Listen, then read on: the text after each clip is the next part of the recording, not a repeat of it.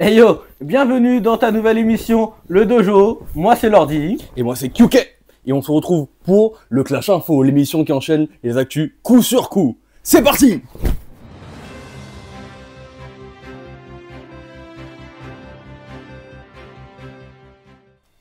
Clash Info un peu spécial là, puisqu'on a eu l'Evo Japan qui s'est déroulé ce week-end. On a eu beaucoup d'informations sur les jeux. Pour commencer, Tekken 8, Bandai Namco nous a fait l'honneur de nous dévoiler sa feuille de route pour les 3 prochaines updates.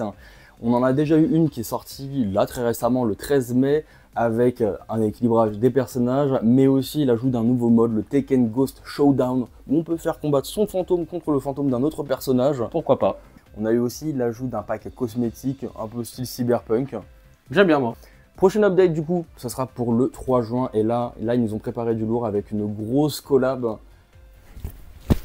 Karate Kid Legends Karate qui Kid. sort au cinéma qui sort au cinéma fin mai. Et donc là, on va avoir des affiches un peu partout dans le Tekken Lounge, et on va avoir le droit aussi, magnifique, à un petit hoodie qu'on pourra mettre sur son personnage avec dans le dos une affiche du film. On Est-ce en que c'est pas rêvait. incroyable. C'est incroyable. Moi, je suis un grand fan de Karate Kid et je suis très content. Pas moi. Ok. Avec ça, on va avoir aussi la dernière update qui arrivera sur la fin juillet normalement. Et là, on va avoir du lourd. On va avoir un Battle Pass fait aux petits oignons Pac-Man. sur le thème de Pac-Man. Pac-Man. Le retour, la légende Pac-Man. Donc Oui. on aura déjà le Battle Pass, mais on aura aussi une arène avec toute une myriade d'effets. Et ils ont gardé le meilleur pour la fin, le prochain personnage du Battle Pass. Qui est Fakunram. Que Bruce est j'adore. content, Bruce vous remercie. Bruce au chômage depuis un petit moment. J'adore Fakunram, j'adore la Muay Thai. Donc moi je suis super content. Et on enchaîne avec Virtua Fighter 6. On a eu un Virtua Fighter direct il y a très peu de temps. Ils ont présenté Wolf Hogfield. Personnage plutôt sympa, plutôt bien fait. Belle refonte graphique, ça annonce que du lourd. Ça Vraiment change très, très de fort. ce qu'il faisait avant, donc Ouais. c'est super sympa. On aura également un nouveau personnage qui a été teasé, on ne sait pas. Nouveau perso, collab, aucune idée. On aura des news très bientôt et on couvrira l'actualité de toute manière. On aura également le Virtua Fighter 5 Revo sur toutes les plateformes, PlayStation 5, Xbox et la Switch 2. La Switch 2, Tiens donc. pourquoi pas.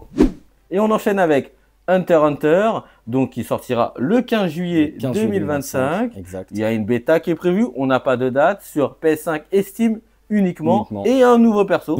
Roulement de tambour, Neferpito. Incroyable. Tout est bon pour prendre notre argent. On enchaîne avec Street Fighter 6. Street Fighter 6 qui nous a annoncé 2 collaborations. Alors la première, ce sera avec Overwatch, le hero shooter. Donc si vous avez toujours rêvé de jouer Ryu, Chun-Li ou même Camille dans Overwatch, ce sera possible. Et deuxième petite collab, alors celle-là elle est un peu plus niche. Il y a un manga qui est sorti en France il y a à peu près 2 mois qui s'appelle Young Girls Don't Play Fighting Games. Un manga de Ejima Eri qui est sorti au Japon initialement en 2020 et qui est arrivé tout récemment en France. Eh bien, ils ont annoncé qu'ils vont faire un animé, et de cet animé, ils vont mettre directement des vrais combats de Street Fighter 6. Ce sera la première fois. Plus d'immersion, plus sympa, ça peut être hâte de voir ce que ça va donner en tout cas. Hâte de voir ça. Not done yet. Fatal Fury nous présente son nouveau personnage, Andy Bogard, lors de l'événement l'Evo Japan. Donc les joueurs ont pu tester ce nouveau personnage. Ils ont pu mettre la main dessus, effectivement. Alors ce qui est très drôle, c'est qu'à la base, Fatal Fury, il n'était pas prévu à l'Evo, mais ils ont décidé d'utiliser leur carte piège pour ramener... Cache-monnaie. Exactement, pour pouvoir mettre le jeu au moins en side event, ce n'est pas en line-up principal. Et pour terminer, les 2 derniers jeux de chez Arc System Works, Mes chouchous. Guilty Gear, pour commencer, Guilty Gear qui nous a montré son prochain personnage qui sortira le 27 mai. On parle d'Unica, un personnage qui se bat avec une moto. Bep, bep, bep, bep. On verra comment ça se fait, j'ai un peu de mal à m'imaginer, mais... Personnage en Ça promet YZ, pas de problème.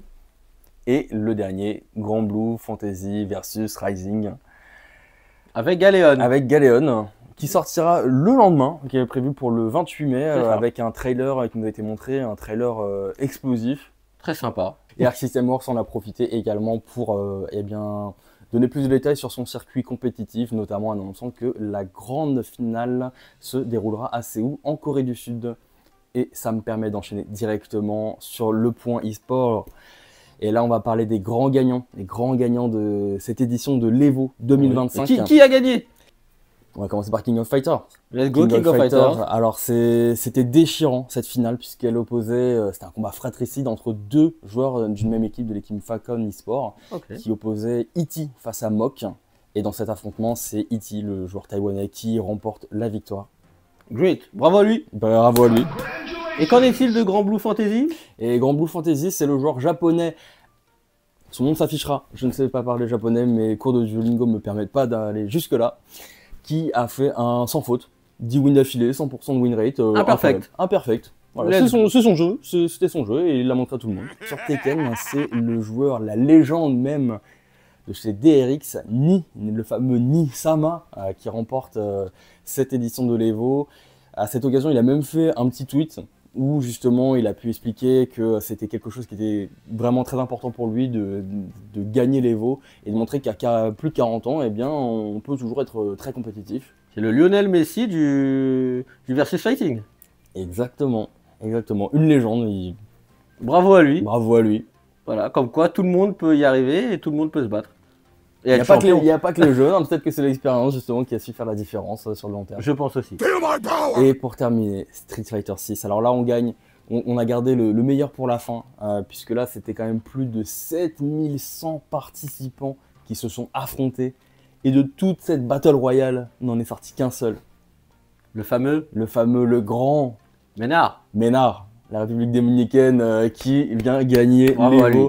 Bravo à lui, surtout, et ça c'est important de le préciser, qu'il gagne l'Evo 2 fois d'affilée. Il avait déjà gagné l'édition de 2024 et il gagne aussi celle de 2025 et montre à tout le monde que sur Street Fighter, eh bien, ce n'est pas qu'un jeu de chance, ce n'est pas quand les étoiles sont alignées qu'on peut gagner, c'est qu'il y a vraiment une maîtrise indéniable du jeu.